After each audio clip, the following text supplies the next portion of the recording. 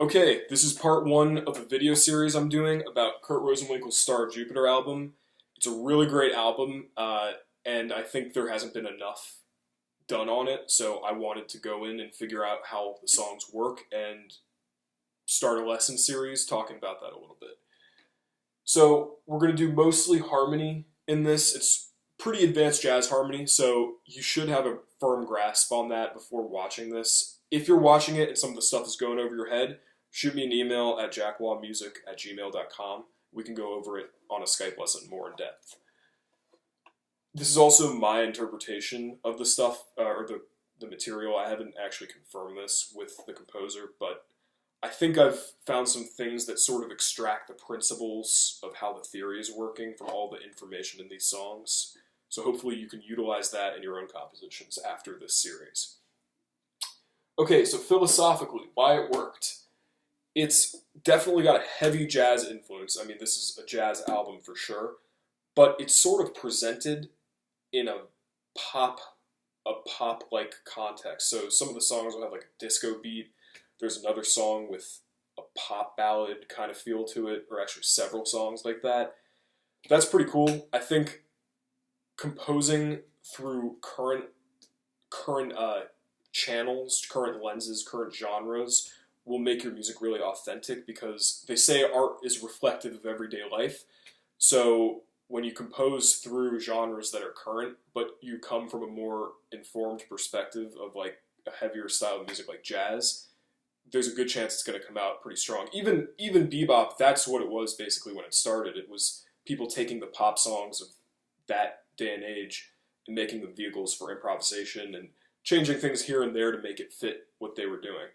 So that works for compositions too. And I think if you want to make that simpler, if you can make a crazy whatever, we're going to talk about some like shape movement stuff and symmetrical scale movement. If you can make that work in a pop song, you can probably make it work anywhere, because sounds like that are foreign to pop music. So if you can do it convincingly in a pop song, you really have a good grasp on it. And I think this album does a good job on that. Even though it's not a pop album per se, it's definitely more pop influence than some other albums, despite all of the very intense harmony and theory going on.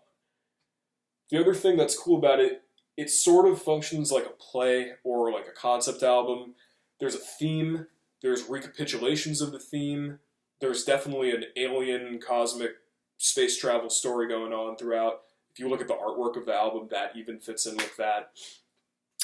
The theme that I was talking about just there, it's sus chords moving around. You'll hear this constantly throughout the album.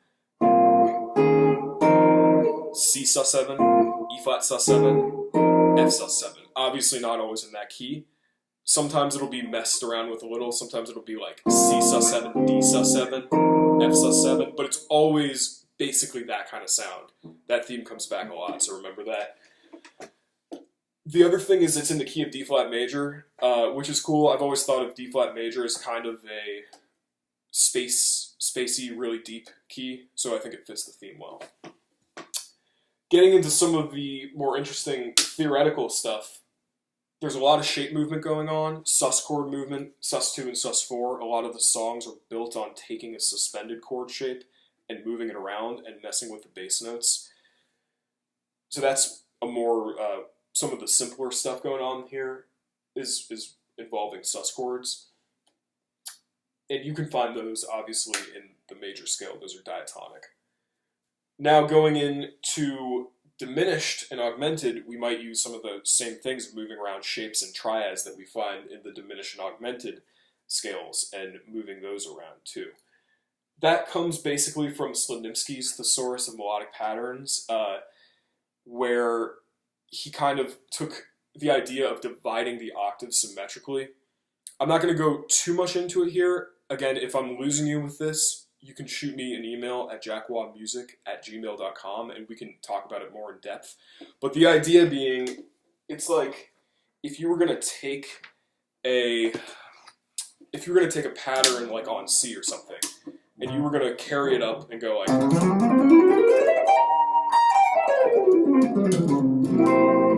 right, so all I'm doing there is I'm taking a pattern from C and starting the same pattern from F sharp. What happens is we give C and F sharp the same weight, because if you'll notice, F sharp and C are the same distance as C is to F sharp, right?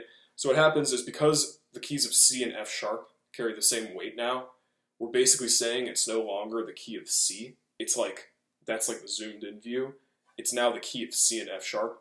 That's the idea behind it. Again, we can go more into detail over that over like a Skype lesson, but for the purposes of this, you can just think about it like we're taking shapes that move symmetrically with in the way that these scales move symmetrically.